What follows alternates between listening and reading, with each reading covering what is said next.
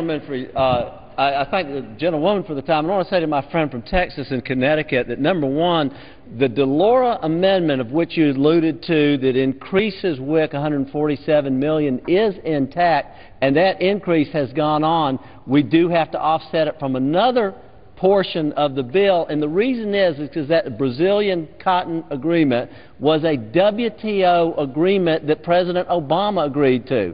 The money is restored. So if that helps clarify things, and if not, let me know. I want to just remind everyone, if you want to help hungry people, you've got to have the money to do it. Now, both parties have overspent.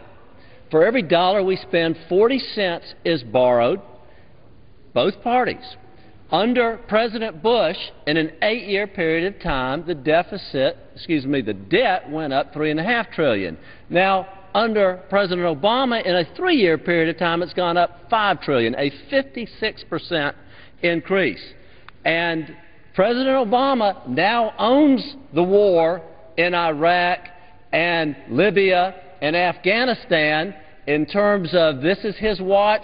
He has had opportunity to change the direction. He has not done so. So let's quit hiding behind we're at war and therefore it's the Republicans' fault. I also want to remind my friends that the only budget that has passed either house is the Ryan budget, which is what we are operating under. The President of the United States budget failed on the Senate floor 97-0.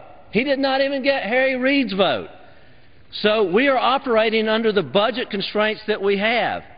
Let me say this, very important about the WIC program. From February 2010 to February 2011, the number of participants have dropped at 300,000. Have dropped 300,000. The level now is 8.7 million. We will make sure no one falls through the cracks.